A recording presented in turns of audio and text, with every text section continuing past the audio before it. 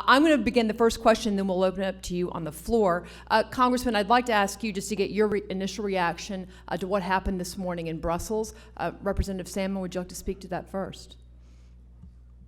I think it did catch Europe by surprise. It really shouldn't have.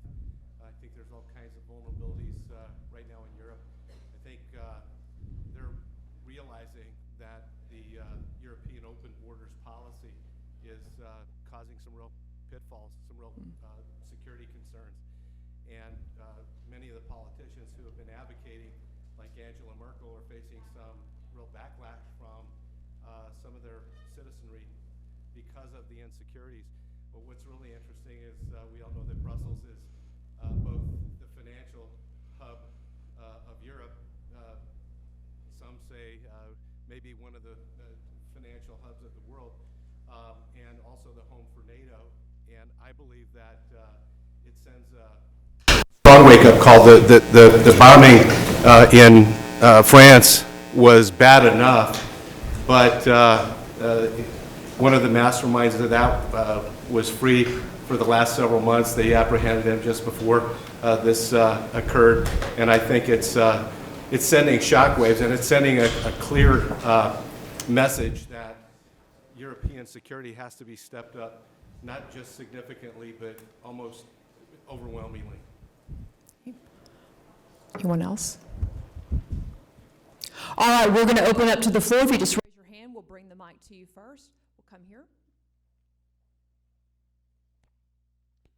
Hi there, I'm Betsy Woodruff with the Daily Beast.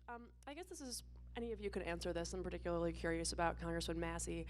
Senator Cruz called today for increasing law enforcement activity in Muslim neighborhoods. From the statement's context, sounds like he's talking about American Muslim neighborhoods, specifically to secure them before they are radicalized. I'm curious if you have thoughts on whether or not that's compatible with First Amendment religious freedom rights. I haven't seen his comments, so does anybody else?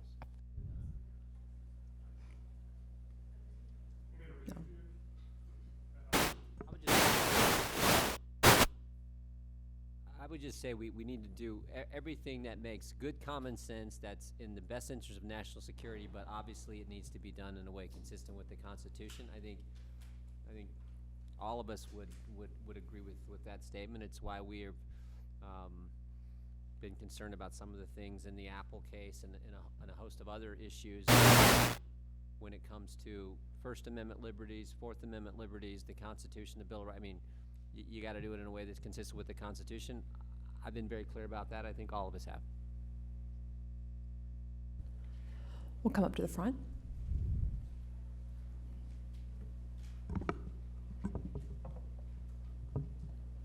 Heavy budget and approach question. Sorry if it's become a boring topic at this point, but you can state your name and Eric affiliation. Wasson from Bloomberg News. Today, the House Appropriations Committee released a military construction Veterans Affairs bill that it was going to adhere to the top line number of 1070 that you guys have opposed. The bill in itself increases veterans spending by about $2 billion.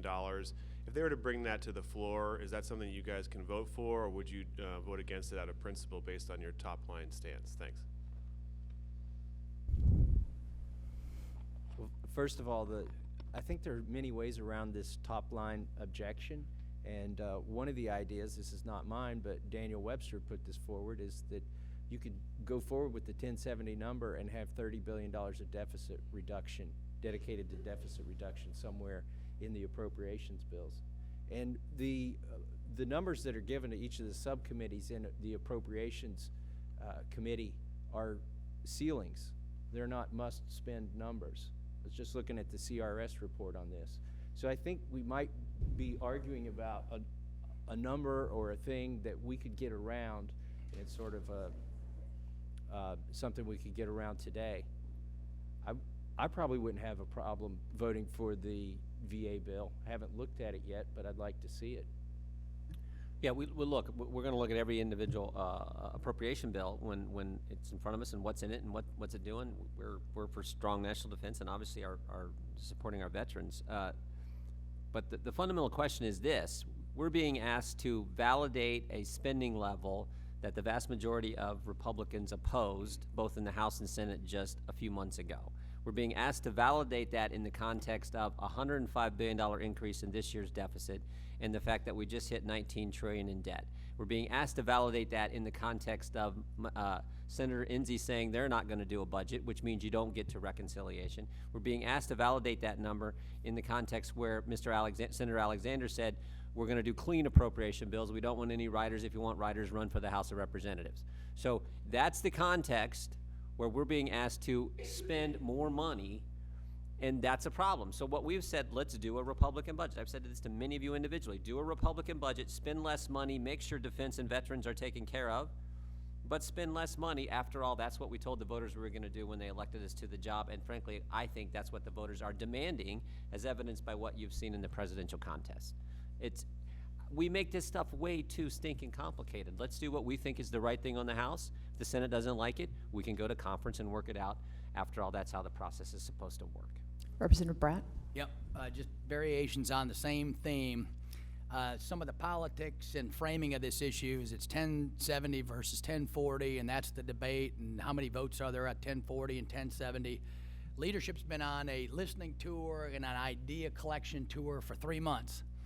We had a simple solution 3 months ago, and there's 1070 is on the table and has the votes in our conference room, in my view, if you attach the $30 billion mandatory reform sidecar to a must-pass piece of legislation. And that's what we're waiting on. I think you all know the Scott Garrett amendment right at the end of the process got us the $30 billion sidecar attached to a bill that would have a fiscal impact, I think was the exact language. So that's getting warm. But as soon as we get to the certainty piece, right, the whole thing is we got to go back to our constituents. We're voting on, and by the way, this is compromise. Our group is willing to go to the 1070 number, right? That's compromise. If the press can help us report on that, we're willing to go there. And just to put in context, the $30 billion we're talking about on mandatory reforms, I think you all know it's $100 trillion in unfunded liabilities on the mandatory side, right? And so if you can't find $30 billion out of $100 trillion unfunded, not the cost of the program, just the unfunded piece, we got a problem. And next year in 17, Paul Ryan, his expertise is precisely in that area. He's promising the big, bold vision. So let's just do a down payment, get to yes at 1070 with that. I think the pushback, and you can be very helpful here as press, go to the Senate and find out what is the logjam. Why can't that piece go through? I honestly don't know. Right? 3 weeks ago, the Senate was, yes, we're going to do approps, and then something started getting sideways like Jim was just getting at. And so we all want to get to yes, but it's got to be sane. We got to go back to our constituents with a straight face and say, we made up for the crap sandwich, right? We made up for the barn cleaning. That's the 1070 number. Can't vote straight on that. Wouldn't be good. And that's about where we stand today. Let me add on that, Genevieve. Not only do we have questions and concerns of whether or not they could ever come through with some type of $30 billion reduction, my concern is roll back 12 months ago, which around here we don't like to look back very often, but if I recall correctly, the number we approved as Republicans was 1017, $1,017 billion. Somehow, by the end of this all, they added 50 billion, 50 on top of that. Folks, when I look at 1070 today, again, for real people out there, they're still asking, well, where's the other $2.5 trillion of spending, which is why this looks like a charade, because we're not talking about the rest of the budget. I mean, we're trying to do a little bit of that. Question is, could we even hold the line on 1070? Not only can they promise cannot promise they will cut 30 billion, they can't even promise conservatives and the American people, voters who are frustrated, concerned, and angry, they can't even promise they'll hold the line on 1070. Much less guarantee that they'd come in below that. So we're a long ways from actually getting to where voters are at. But as Congressman Jordan mentioned, it's a pretty simple proposition. Just do what you promised to do. Every Republican ran on as a fiscal conservative. And now somehow they said we got to get in a box if we really want to be serious about deficit reduction. We got to go up to 1070 and plus, and the OCO spending and all that kind of things, ladies and gentlemen. We don't have the money out there. And it's a pretty clear proposition. Not enough folks in Washington Republicans and Democrats are just not getting what I'm seeing out in the election cycle. Yeah, the mentality kind of reminds me of a phrase that was popularized during the Vietnam crisis. We have to destroy the village in order to save it. Just doesn't make a lot of sense. I just want to add real quickly too, we're being told that if you don't do this at the 1070 number, the Senate won't bring up our appropriations bills. That they don't have to bring up our appropriations bills. In fact, I don't think they started with ours last year when they did them in their committees, and I don't think they plan on starting with ours this year. I think they plan on generating their own appropriations bills. So why should we start by giving in to the Senate right now? Chad Pergram from Fox. Good afternoon. Going into the presidential sweepstakes here a little bit here, there's a lot of folks who seemingly think that it's inevitable that Donald Trump's going to be the nominee. I'm looking here that Lou Barletta has endorsed Donald Trump within the past minute or two. There are some who say, well, he's not really conservative. You know, some of his ideas run afoul of that, and there are more and more people in this building who are saying, wait a minute, we better get on the train because that is the train that's leaving the station. What does that do when you see this, and even in the emergence in the past 2 days with Donald Trump's visit close to the Hill here yesterday afternoon, to those of you who say, okay, he might be the nominee, but he's not really a core conservative? We haven't had a conservative nominee for many years. Look, some of his past statements and positions that he has taken are very troubling, I think, to everybody up here. In fact, I can't think of anybody in the Freedom Caucus that's actually endorsed Donald Trump. There's one, okay.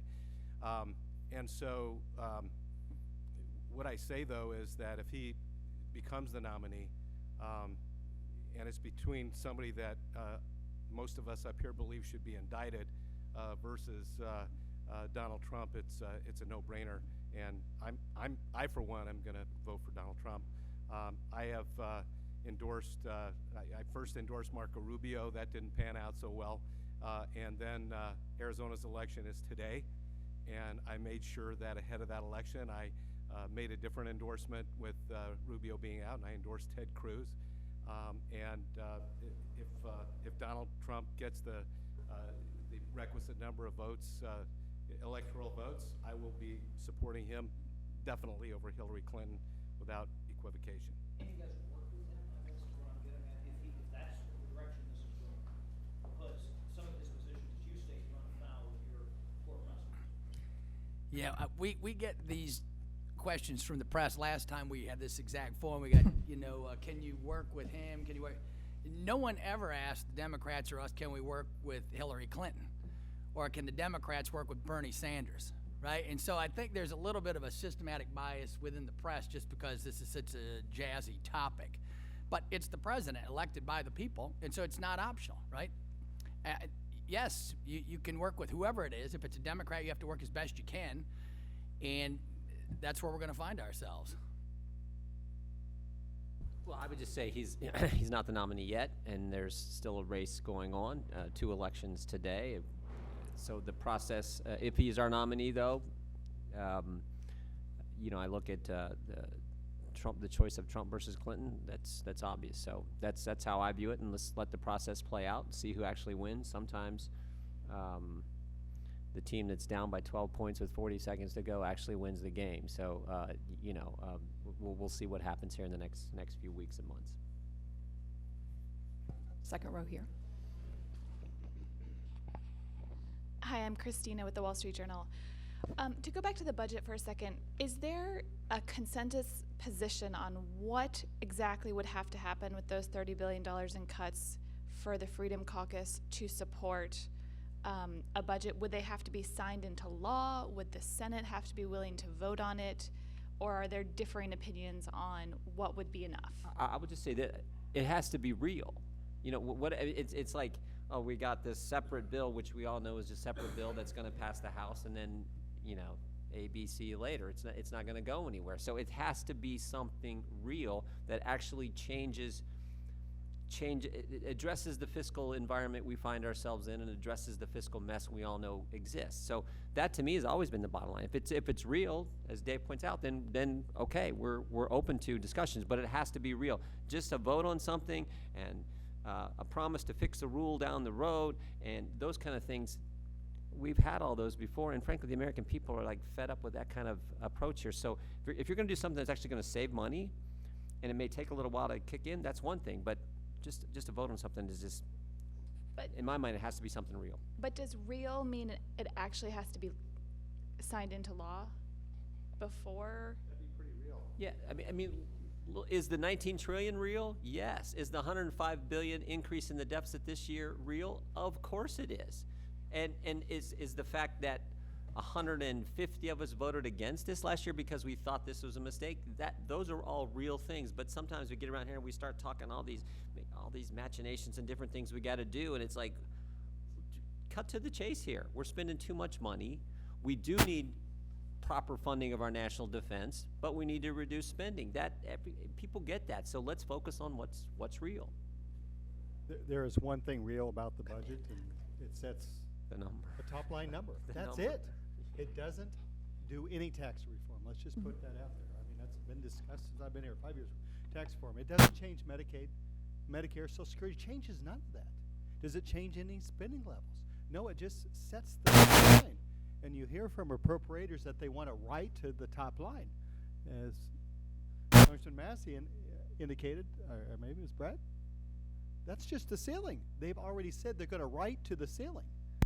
I don't know where they've come in below the ceiling. That's our problem as fiscal conservatives. You're writing to a deficit that's over $500 billion. It's going to go up. It's going to go up even higher.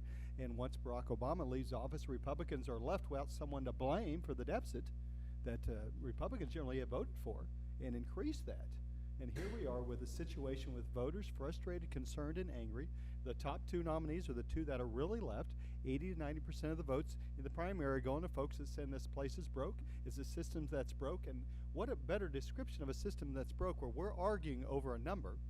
In this room, we know what 1070 means. People out there says, wait a minute, Congressman, you're going to spend $3.5 trillion.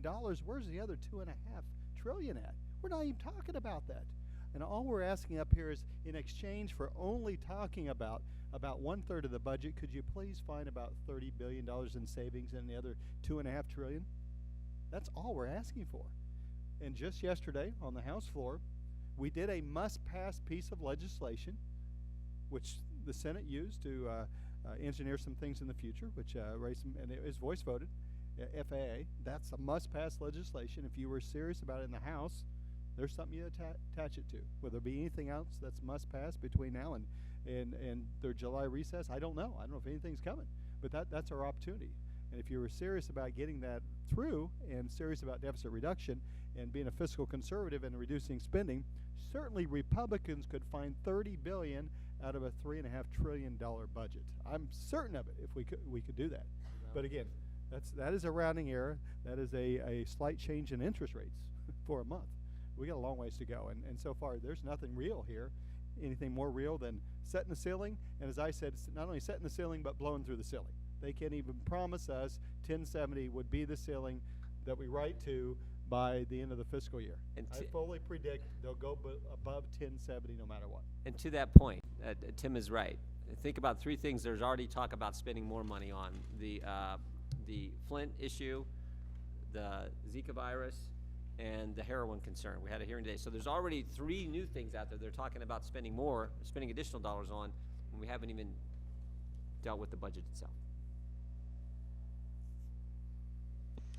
Hi, can I just follow up on Betsy's question at the outset? You guys said you hadn't seen Senator Cruz's statement from this morning. I just want to read it to you. He said, quote, "We need to empower law enforcement to patrol and secure Muslim neighborhoods before they become radicalized," end quote.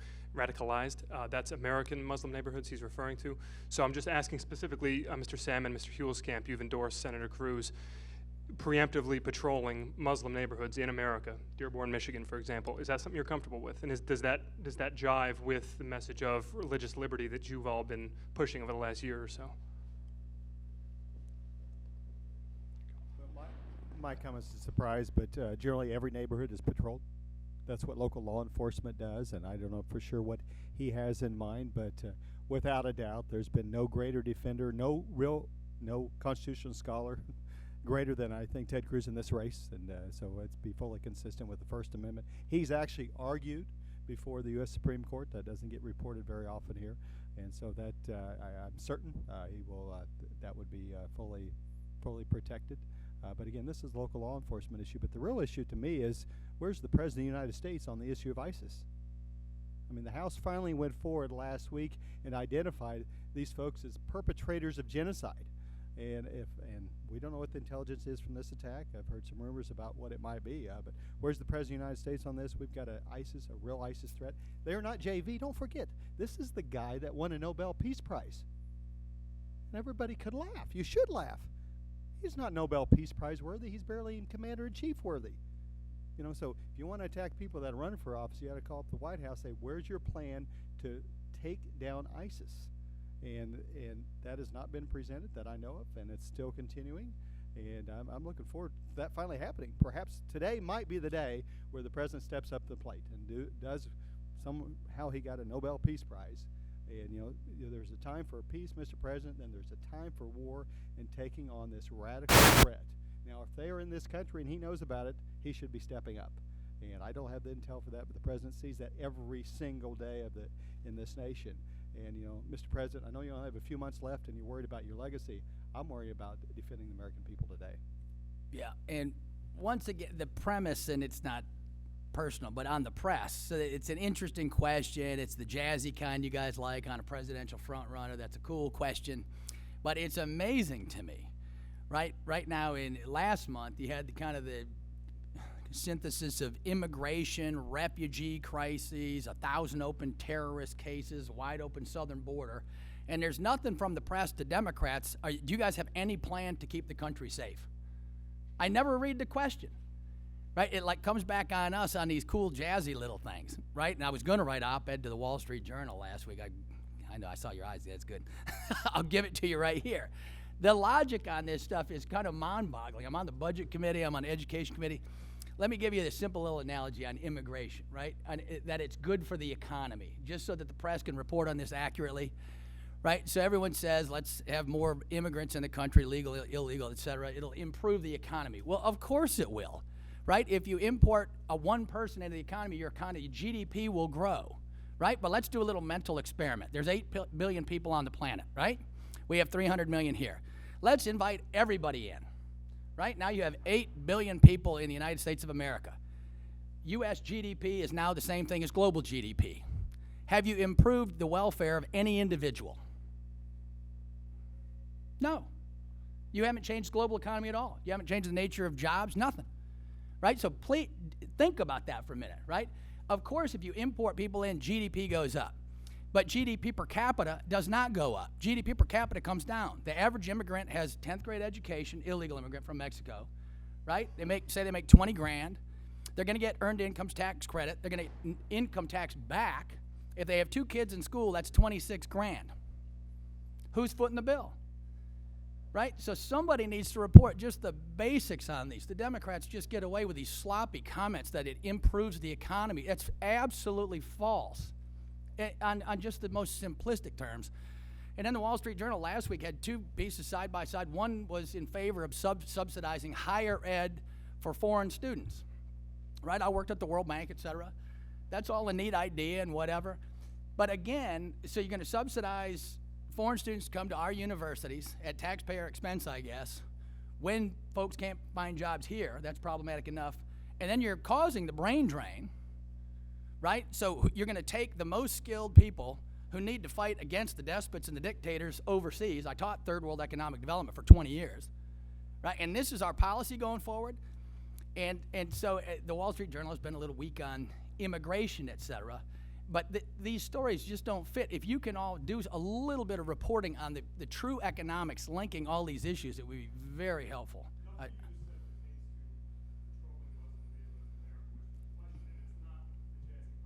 Yeah. Yeah.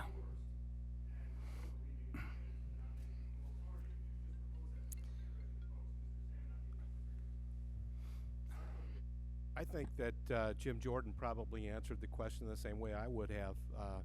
I'm dropping a bill this week dealing with the Apple FBI issue, and it will be in support of the Fourth Amendment to the Constitution. I believe in the First Amendment, the Second Amendment, every one of them. But we also know that in this country, we're going to have to step up security in every neighborhood across America. And that's one of the realities that we saw from both what happened yesterday in Belgium as well as what happened in San Bernardino. We're going to have to step up our security, and local law enforcement is going to have to be more and more and more involved in every community across America, and so that's my answer. Hi, I'm Melissa Quinn from the Daily Signal. Just to piggyback off of that, I'm curious to get your thoughts on ways that we can improve our intelligence capabilities to stop terrorists before they either strike or come here to the U.S. In its simplest terms, if we would follow the laws on the books right now, with respect to the southern border, with respect to ICE, everybody knows, right, what the problems are. Folks come across, they report in, they go before a court, they're released, and then no one shows up again, right? Something in the ballpark of 80%. So, I mean, if we would follow the law for starters, that would go a long way towards solving a lot of the problems. But the president is going out of his way to do executive overreach precisely against enforcing the law, and it's an ongoing challenge for the country. You know, living in the epicenter of the whole border crisis issue, there have been documented cases where people of Middle Eastern descent have been able to cross the southern border. The borders are porous, and we've been saying forever, this isn't just about dealing with Mexico. This is dealing with national security. A couple of years ago, I met with the Adjutant General for the National Guard of Arizona, and I asked him point blank, for Arizona, what is your biggest concern for the National Guard? And he said, the thing that keeps me awake at night, every day, is the possibility that someday somebody's going to get across that border with a dirty bomb or something that's going to do serious devastation, and we're going to have to look in the mirror and say we're responsible. And so this dialogue about immigration and all the sweet people that are coming across the border, it doesn't do justice to the fact that it is a serious security breach, and if we're going to take seriously dealing with ISIS and other terrorist groups across the globe, then we have to secure the southern border and the northern border. With regard to ISIS, I think around the world we do need to embed more people into the communities that are the hotbeds or breeding grounds of these radicals, and try to nip it in the bud as early as possible. So I think on the ground intelligence that's gathered nationwide is going to have to be an ongoing source of information, and it's not going to be inexpensive, and it's not going to happen overnight.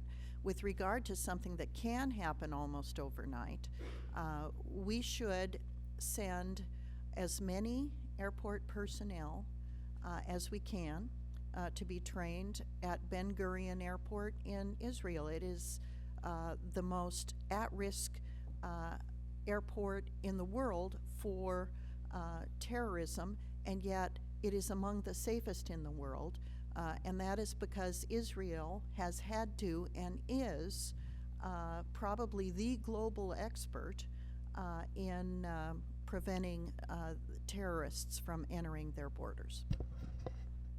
This question and Dave's answer to it and Cynthia's answer to it reminds me of Chad's question, and you really didn't get an answer. Chad's question, if you remember, was, can you get along with Trump? Can you work with Trump? And I think it's easy to say, yes, he's the president. We have to work with the president. The real question is, are we going to get along with the American people and the message they are sending us about border security and enforcing the law, and maybe even on trade? So the real question is Washington, D.C. going to get along with the American people after they send Trump here? And that seems like a common thread.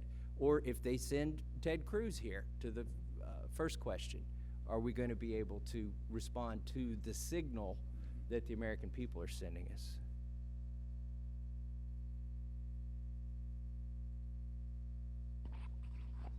Hi, Katie Watson with the Daily Caller News Foundation. This one's a bit random, but the number and percentage of public corruption cases that are prosecuted continue to be down under the Obama administration versus the Bush administration, and actually Clinton's administration in the 90s had some of the highest numbers. Those numbers come from the Executive Office of U.S. Attorneys. Don't want to make anyone comment on those specifics when they haven't seen the numbers. But if anyone would like to comment on the importance of vigorously prosecuting public corruption when the evidence adds up, and how you think the Obama administration is doing on that in general, and what the next president should make that a priority, would be great. Just quickly, this may not be the answer you're looking for, but the other statistic that's changed under this administration is prosecution of whistleblowers. And I think you see a correlation when whistleblowers are being punished more under this president than any other president. Obviously, you're going to have fewer cases come before and be prosecuted. You know, what's really interesting is that corruption is not a partisan issue. Republicans, Democrats, Independents all demand integrity in their government. Yet during this administration, we've seen Fast and Furious. We're still waiting for answers on Benghazi, the IRS scandals. I mean, it's been over and over and over again. And I think back that in my lifetime, a sitting president was told to either resign or be impeached by his own party. In fact, I'm really proud to say that, because one of the leaders, actually two of the leaders that went to the president's office to tell him to step down, were both from my state. One was John Rhodes, who was the minority leader, and the other one was Barry Goldwater. They went in to their own party's president and said, "Mr. President, it's time that you resign." And they told him that because of 18 minutes of missing tape. Here we have a candidate, leading candidate for president, who not only has 18 minutes of missing tape, it's not 18 minutes of missing tape, but an entire missing hard drive, and countless emails that have been declared to be national security issues, that they were classified. And if a sitting general saw what happened to General Petraeus over a very, very similar type issue, I think that that it's amazing to me that we don't break that partisan divide. I haven't heard a peep out of anybody on the other side of the aisle when these breaches in public confidence happen. And as my colleague mentioned, whistleblowers are prosecuted. This isn't a partisan issue. And I can guarantee you this, because many of us up here at the table have had this conversation. If we have a president of our own party that we believe violates the Constitution or violates the public trust, you can bet your bippy that every one of us up on this dais are going to stand up and scream bloody murder. And if that's Donald Trump, if that's Ted Cruz, it doesn't matter. And I think that's why part of the reason that the American public right now is so darn frustrated is that they see when corruption happens, some sweep it under the rug because it's our guy. And I think that that's flat out wrong. I'll just weigh in on, I just saw The Big Short, and I hope everybody's seen that. But that, one of the key lines in there, no one went to jail, right? One guy, right? They report one guy that went to jail out of the entire meltdown where the stock market loses roughly half of its value in a day or a couple weeks or whatever it was, right? I was teaching ethics back at a small liberal arts college and had students writing papers on this. So that's not a random question. It's a very good one. And it's important to note on the public corruption, it's not public, it's private. No one went to jail. Where did they go? Onto somebody's Rolodex, right? It's a standard joke, right? And that's the problem. And that problem is tied to everyone is very reluctant to name names, including the press probably, right? There's advertising blocks, there's all sorts of corruption, and it's all linked. And a lot of it's linked on the public side to the size of the federal government. So most of the people at this table are in favor of like following the 10th Amendment and the Constitution, these kind of things, where all power, except for the enumerated powers, remains to the states and to the people, right? And that's the more power we give up to this city, you'll see proportionally the rise of corruption and more webs of power and influence. And when everyone learns in the economy that the quickest way to get $1 billion is to buy a lobbyist for a few $100,000, that's not a bad rate of return, right? If you pay $300,000 for a lobbyist and you can carve out a few million in a budget, And people learn that that's the new economics, right? Instead of going and starting a small businesses starts are down. And so you're right on the money, and I hope the press gets at it. That you're the watchdog, so help us do that job. David Lerman with CQ. I just wanted to clarify two things on the budget real quick. There was some talk of doing $30 billion in cuts over 2 years. Are you all saying it needs to be in next year's budget, 30 billion cuts? And then the second one is, I'm still not really clear whether you're saying you need to see these cuts enacted into law first as a condition before you go ahead with a budget resolution, or are you willing to accept some sort of promise to incorporate these cuts in the appropriations process at the same time as you do a budget resolution? Can you specify whether, what's the timing on this thing? I'll give you the same answer. It has to be real. You know, if we're going to do, let's say your second question, would you be willing to deal with some reductions in mandatory spending in the appropriations process? Well, it depends, because if we're only going to deal with a few bills of the 12, and then there's going to be some kind of CR, typically the real savings you can get in mandatory are going to be in the bills we never seem to get to, like labor age. So if the problem is, yeah, we'll get to it in the labor age bill, but the labor age bill is never going to come up, well, that's not real. So it always comes down to, is it real? The sidecar bill we know is not really going to happen. The promise to vote for higher spending now and you will fix a rule and change some things around here to better help us address the spending problem in the future, okay, that's a promise and something. It has to be something real that actually begins to address the problem. So we can't get into specifics necessarily on that, because it's what bills may come up, which ones, but we sort of know how it works around here. So that's always been the driving force, I think, for us. I think it should be over the first year, but again, it has to be real savings. Well, it could be 30 billion over 10 years. I mean, that's usually planned over here, and usually happens. Savings are in the 9th and 10th. Absolutely. And so I'd say over 2 years is generally the second year, and when it doesn't count. But the budget only applies. Again, we're just setting a ceiling for a small portion of the federal spending, and trying to pull in there. Let me give you another example. It might seem a little unrelated, but the question came up about this is, what are we going to do about, individual brought up in conference, what are we going to do about Planned Parenthood funding? Well, a lot of that's mandatory, some of it's discretionary. What do we do about it? But the response was from the Appropriations Committee is, we already did everything we could. We put a bill on the president's desk and he vetoed that. That's not true. My 6th year here, I have yet to actually have a vote on Planned Parenthood funding on the labor HHS where it really counts. And we have the capacity, the ability, we are Congress, we can do whatever we want on an appropriations bill. We can deal with mandatory spending and discretionary if we so choose. We can do that. But the idea from appropriators was, we already tried that. No, we haven't. Labor HHS has never come to the floor. And here's the thing, even if we set up a $30 billion worth of savings in the first year and all this magic happened, but if we never got to where the discretionary savings were in labor HHS, you really think 218, we're going to get any Democrats for that? Absolutely not. Will we get 218 Republicans to actually go after spending for Obamacare in appropriations? I don't know. We've never even tried it. So again, these are all things that we've talked about for 5 years, even under the last speaker. And so, yeah, give us something real. And you can define real is something actually will reduce spending. So again, they're asking us to raise the spending level in exchange for Mirage, and maybe we'll cut it back later. And again, no, that doesn't sound very real, because we haven't passed bills to reduce spending. I'll just add one little example that may bring it to light starkly. Last year, when leadership, and this is right, some of the things we're giving ideas to leadership, right? So we're not in the position of saying what it's going to be. We're just we gave 30, 40 ideas on how to get to yes, right? We're trying to get to yes on a conservative budget. But last year, when leadership wanted to get the Export-Import Bank through, right, they did. And that was real. How'd they do that?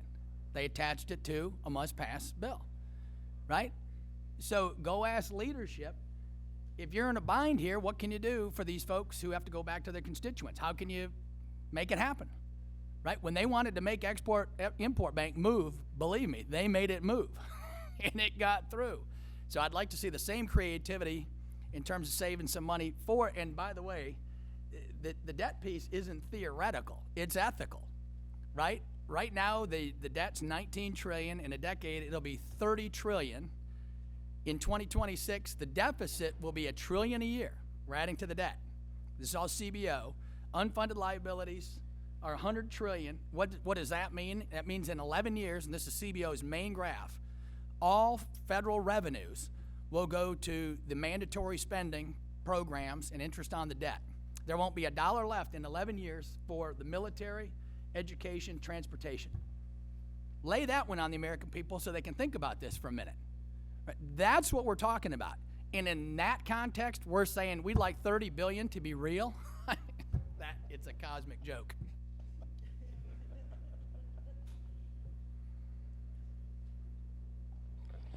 I'm Joe Perticone with IJ Review.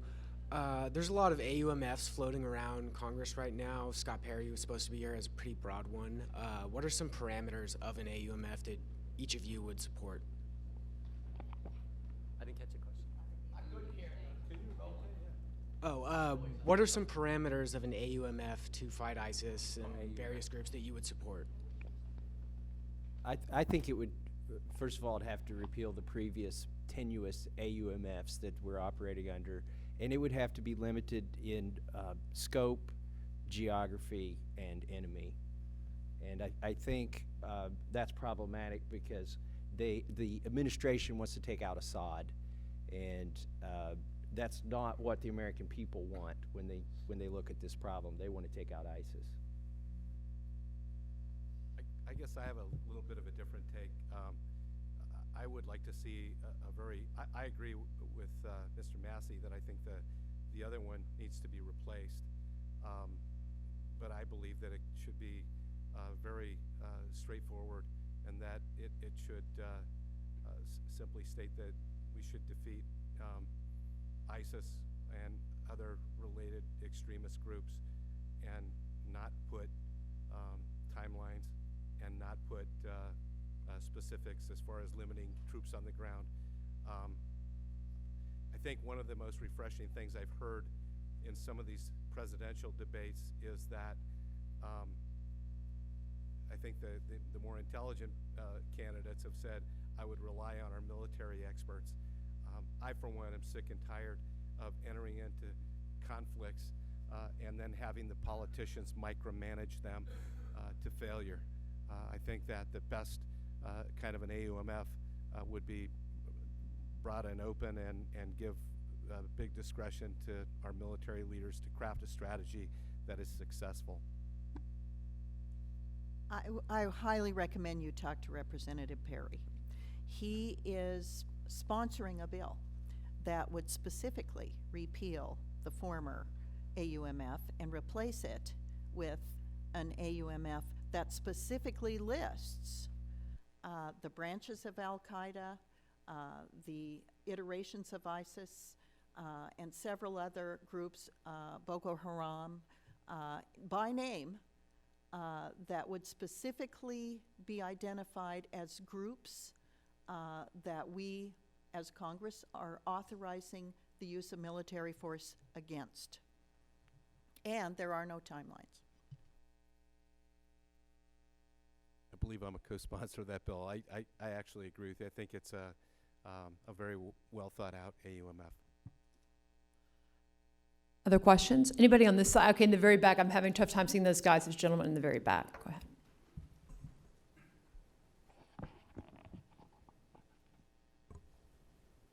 Hi, Ben Jacobs from The Guardian. A couple of you said that you would vote for Donald Trump over Hillary Clinton, but a number of your colleagues have said they would never vote for Donald Trump in any circumstances. There are talks of a third-party run. Right now, how many of you guys are willing to commit to support the Republican nominee regardless of the circumstances? Well, in ethics terms, regardless of any ongoing circumstances ever. I mean, Regardless of any foreseeable circumstances, you know, if rational, I'm not talking about if the aliens invade. If our candidate loses his hard drive, I'm not going to support him. But in general, with the field we have now and what we know now, are you willing, under these circumstances, willing to commit to support the Republican nominee no matter what? I mean, I would just say this, remember who the other party is going to put up. I mean, this is an individual who told the American people on the night of the attack in Benghazi, some have sought to justify this vicious behavior as a response to inflammatory material posted on the internet. This actually became the official statement of our government that evening. And that was at 10:08 that evening before Tyrone Woods is still on the roof of the annex fighting. So first thing I would say is, who talks like that unless you're trying to confuse people, right? But that was the official statement of our government. That same night, she tells her family that it was a terrorist attack. The next morning, she tells the Egyptian prime minister, we know, not we think, we know. The video had nothing to do with it. It was a planned attack, not a protest. So you cannot, this gets back to the lady, the gentle lady in front of you from the Daily Caller asked about corruption. You cannot have people in the highest offices in the land not being straightforward with the citizens. You just cannot have that. It is a hallmark of this country that elected officials and people in high positions in the government have to be straightforward with the citizens, and Mrs. Clinton was not, as evidenced by two contradictory statements. Both statements can be true. And I think so when you view it all in that context, of course I'm for the Republican nominee, whomever that happens to be.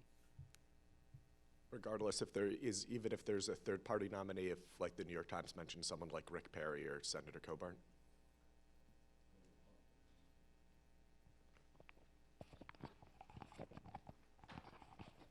Hey, I'm Tyler Tynes from the Huffington Post. Was wondering, after the Flint water crisis, there's become more of a national awareness that a lot of cities in the United States are having an infrastructure problem, especially in their schools, when it comes to lead getting into their water. Was wondering if you guys had any comments on that. Newark's public schools just had their water poisoned. Philadelphia has an issue. There's a plethora of cities. Either any comments or solutions on how to fix this infrastructure issue in a lot of places in America?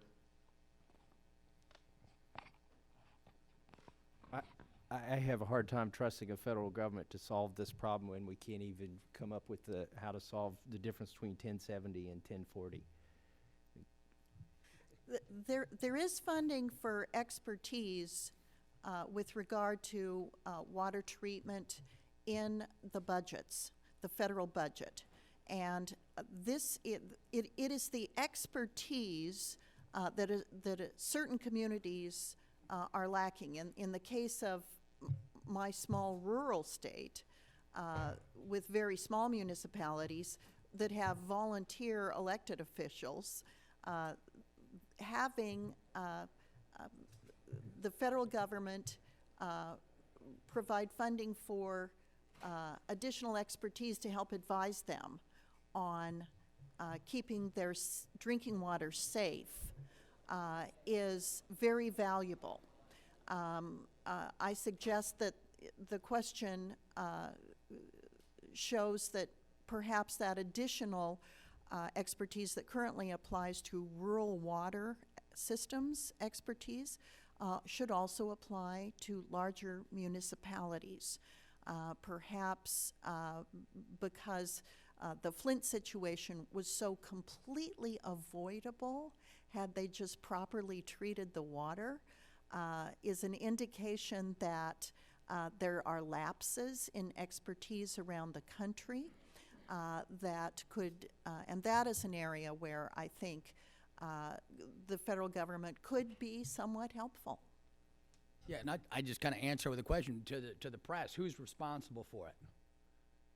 Right, and that shows you the nature of the problem. If you don't know who's responsible for an outcome, and I'm not sure if anybody does, that's a problem, right, in terms of management 101. And in the private sector, if you had this kind of a system design, heads would roll, right? And so one of the problems with the federal government, state government, local government nexus is who's responsible? And in a way, it's everybody. And if everybody's it's just a mess of that sort. And so Constitution, the original setup, wouldn't have allowed this, and I think we better get it straight and back to the localities where they will hold people responsible, or you're out, right? And that's kind of the way the private sector solves problems. Additionally, I might add that there is a Safe Drinking Water Act state revolving fund and Clean Water Act state revolving funds, they were initially seed funded by federal dollars, and then they were invested by state officials, and they're a revolving fund. So when a local water system repays a loan that was provided to them, an interest-free loan that was provided to them through an initial seed funding by the federal government, and it revolves back to the state, then that state money, then it becomes state money, and then it can be put out again and again within that state. And so SRF funding, state revolving fund monies that were initially seeded, meaning funded by the federal government, are wonderful ways to make sure that local governments are controlling this issue, but the initial seed funding for this revolving fund came through the federal government. We have done some, in other words, there have been some wonderful partnerships between the federal government and state government. We don't have to reinvent the wheel. It is, between technical assistance and SRFs, something that is eminently solvable.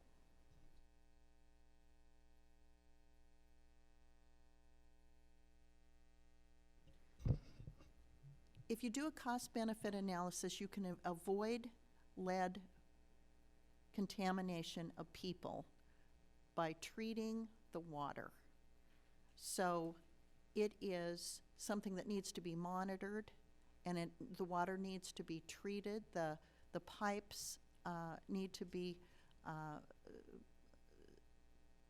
have the water treated in a way that the pipes will not release or leach their lead into the water. And because water systems are so incredibly expensive to replace, if there's a non-replacement way to avoid damage to the water drinking public, that should be deployed first. The fact that did not occur in Flint has been the subject of a lot of our hearings, and it's almost inexcusable that lapse occurred. That's why I think we need to redouble our efforts with regard to the availability to communities of technical experts who haven't lost the institutional memory that these less expensive solutions exist. Ripping up the infrastructure and taking out the lead content is not a necessary or sufficient condition for solving the problem, because at the wrong pH, copper becomes a hazard. And so are you going to propose to rip out all the copper lines? I don't think so. So, I mean, you need to get to the root problem. All right, one final question right here. Hi, Sue Davis with NPR. House Speaker Paul Ryan has been focusing a lot of his efforts on this agenda project, which he wants to roll out later this year and ostensibly will be the platform that House Republicans run on in November. I'm curious if any of you have had any input in this process and what you would like it to look like.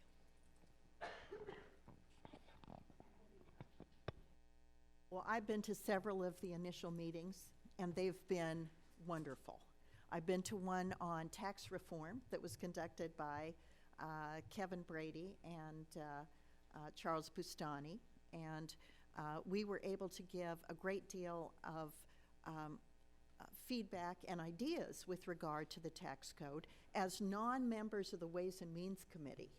And so having that access to the chairman who's been tasked to come up with the Republican agenda has given people like me a chance to weigh in on specific recommendations with regard to the tax code. The same is true with health care. I'm also involved in the discussion on the Constitution and Article 1 powers, where we've had a very dynamic discussion. You know, when you get people with the members of Congress are such an untapped resource. There is so much underutilized talent in this Congress that it is a stunner. And what I find from these task forces is it gives people a chance to articulate an expertise that nobody knew they had.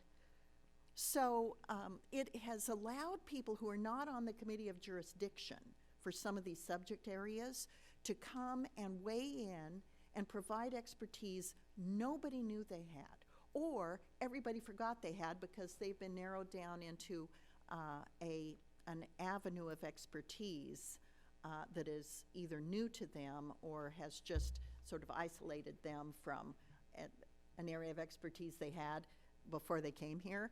It has been in some ways so enjoyable and enlightening because you get this dialogue among people in